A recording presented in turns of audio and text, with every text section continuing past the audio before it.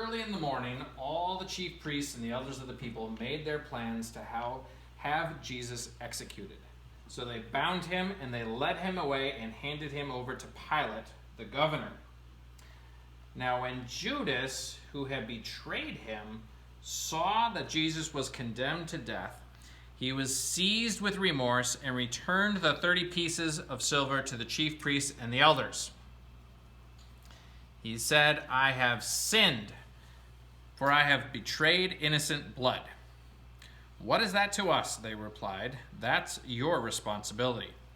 So Judas threw the money into the temple and left, and then he went away and he hanged himself. The chief priest picked up the coins and said, "It is against the law for us to put this money into the treasury, since it is blood money." So they decided to use that money to buy the potter's field as a burial place for foreigners. That is why it has been called the Field of Blood to this day. And then what was spoken by Jeremiah the prophet was fulfilled. They took the 30 pieces of silver, the price set on him by the people of Israel, and they used them to buy the potter's field, as the Lord commanded me. Wait, Dad, what do you mean Judas hanged himself? He put a rope around his neck and he hanged himself. He committed suicide and he died. I thought you meant by his ankles. Nope. Meanwhile, I thought you meant that he went on a cross. no, Jesus stood before the governor, Pilate, and Pilate asked him, "Are you the king of the Jews?" "You have said so," Jesus replied. And when he was accused by the chief priests and the elders, he gave no answer. Then Pilate asked him, "Don't you hear the testimony they are bringing against you?" But Jesus made no reply, not even to a single charge, to the great amazement of the governor. Now it was the governor's custom at the time of the festival to release a prisoner chosen by the crowd. So at that time they had a well-known prisoner whose name was Barabbas.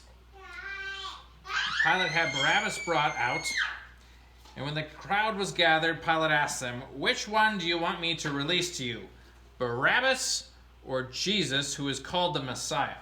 For he knew it was out of self-interest that the chief priests had handed Jesus over to him.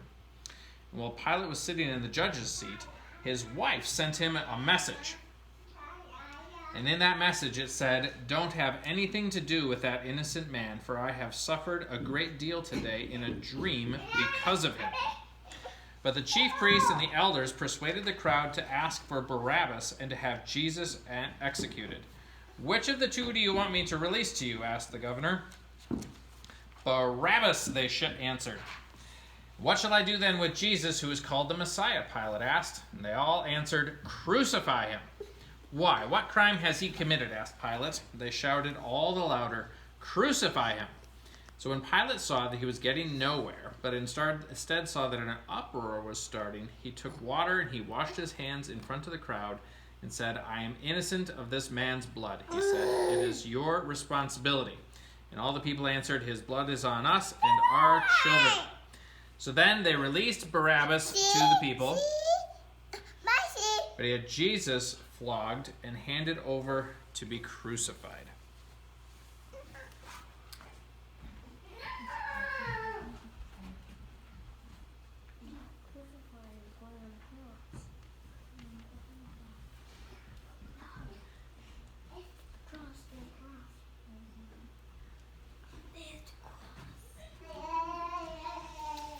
So the governor's soldiers took Jesus into the praetorium, and they gathered a whole company of soldiers around him. They stripped him, and they twisted together a crown of thorns, and then they put a staff in his right hand, and they knelt in front of him and mocked him, saying, "Hail, King of the Jews!" And they spit on him, and they took the staff, and they struck him on the head over and over again. And after they had mocked him, they put his own clothes on him again, and they led him away to be crucified.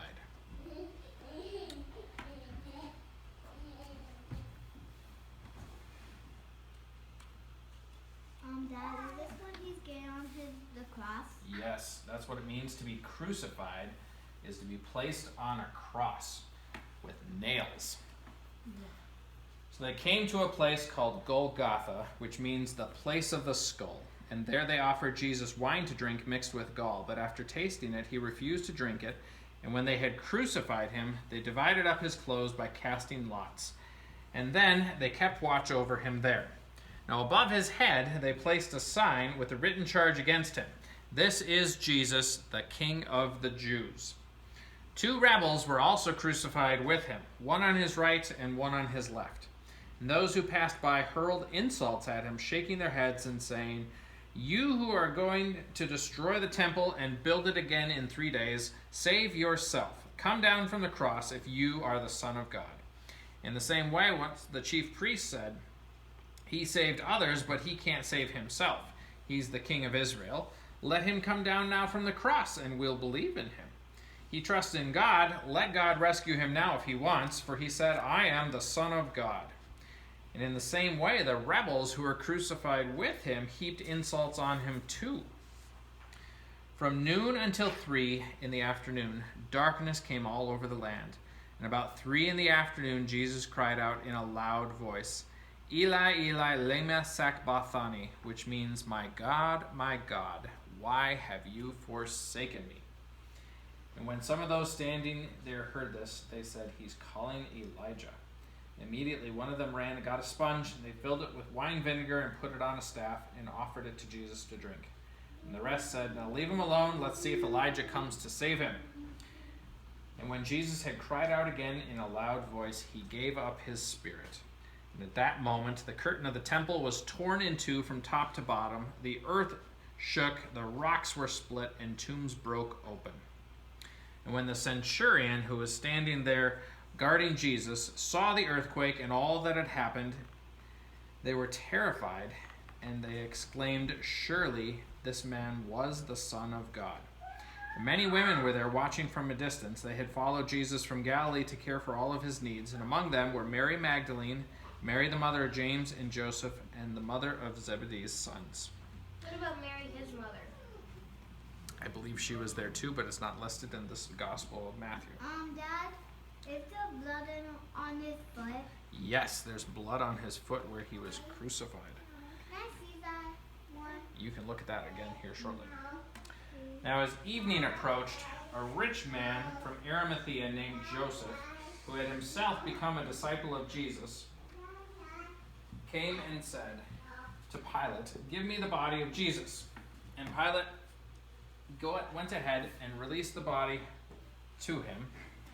And so he had Joseph of Arimathea brought Jesus' body and laid it in his own tomb, wrapped in a clean linen cloth. And then he rolled a really big stone in front of it and closed it up. And Mary Magdalene, the other Mary, saw where Jesus had been laid.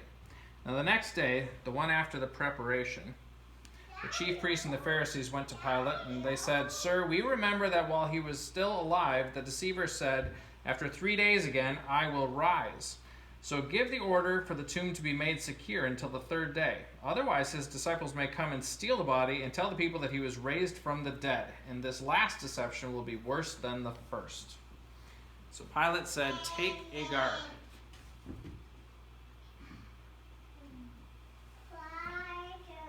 And so the soldiers went to secure and guard the tomb.